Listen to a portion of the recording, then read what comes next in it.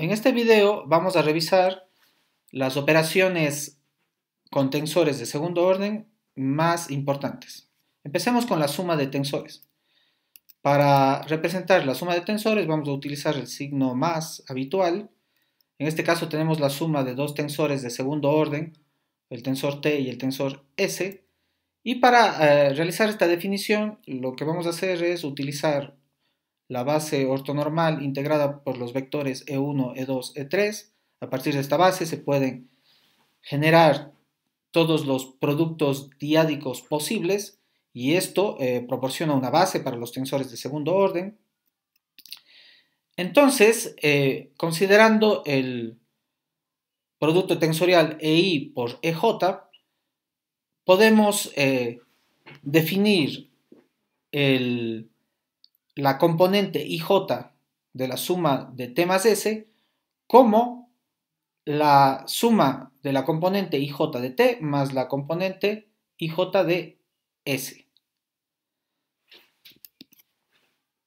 De tal manera que uno puede darse cuenta, a partir de esta definición, que la suma de tensores, en cuanto a su representación matricial, va a corresponder a la suma de matrices.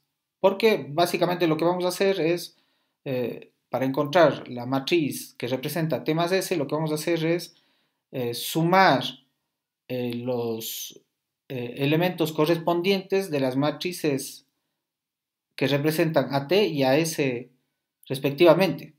En particular, la matriz que representa T más S en su componente IJ se va a encontrar, como queda claro por la definición, sumando la componente IJ de la matriz que representa T más la componente IJ de la matriz que representa a el tensor S. Luego tenemos el producto de tensores. El producto de tensores lo vamos a representar mediante un punto y este producto de tensores tiene la siguiente definición. De nuevo vamos a utilizar la base ortonormal que utilizamos en la definición anterior y los productos diádicos EI, EJ. Entonces la componente IJ del producto de T por S va a ser igual a TIK por SKJ, pero tomando en cuenta que los índices repetidos implican sumatoria.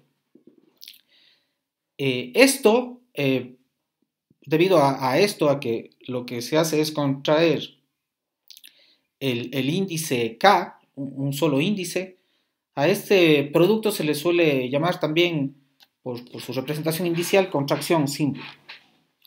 Aquí también se puede notar que la definición inicial va a inducir una representación matricial que corresponde al producto de matrices.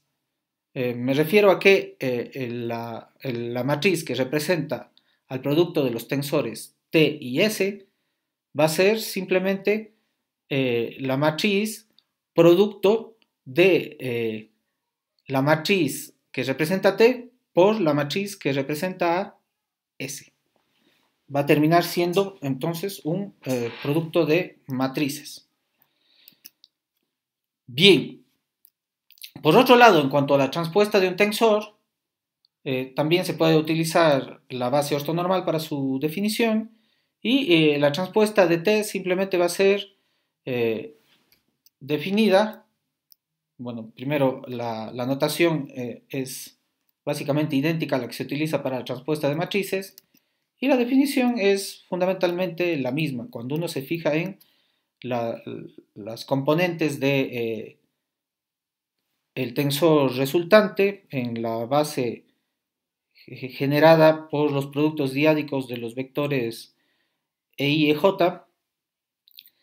y lo que podemos ver es que el vector T transpuesto, el tensor T transpuesto va a tener componentes TJI. Va a haber una inversión del orden de los índices. Fíjense que no tenemos, el orden de los índices no es primero I, después J, sino al revés. En cuanto al producto escalar de tensores, que es una operación que en general no se suele utilizar en álgebra matricial, lo representamos así, con dos puntos, y su definición es la que aparece aquí. Fíjense que en este caso lo que tenemos es que se contraen los dos índices, tanto I como J, de la representación indicial, de la representación en componentes de los vectores, de los tensores T y S.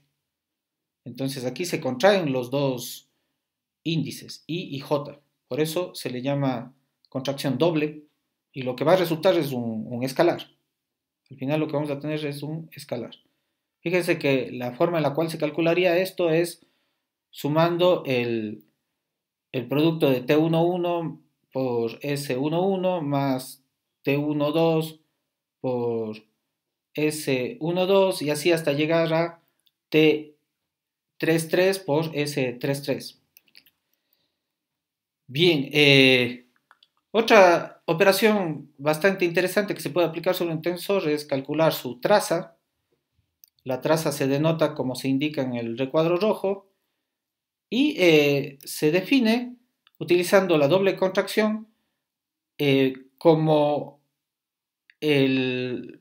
como la contracción del tensor cuya traza quiero calcular, que es T, la doble contracción de dicho tensor, con el tensor identidad. En este caso estamos representando el símbolo 1 en negrita para el tensor identidad, que en su representación matricial simplemente va a ser la matriz identidad. Pero fíjense que aquí lo que estamos haciendo es una doble contracción, por lo tanto lo que me va a salir es un escalar. Y ya que el tensor identidad representado en componentes va a corresponder a la delta de Kronecker, porque la delta de Kronecker me va a dar me va a dar los elementos de una matriz de identidad. Fíjense que cuando I es igual a J, voy a tener que la delta de Kronecker es igual a 1 y cuando I es distinto de J, la delta de Kronecker va a ser igual a 0. Y fíjense que aplicando esta definición, al final con lo que me quedo es con que la traza de T viene definida en componentes por T y I. Fíjense que hay índices repetidos, por lo tanto esto va a ser igual a T11 más T22 y más T33.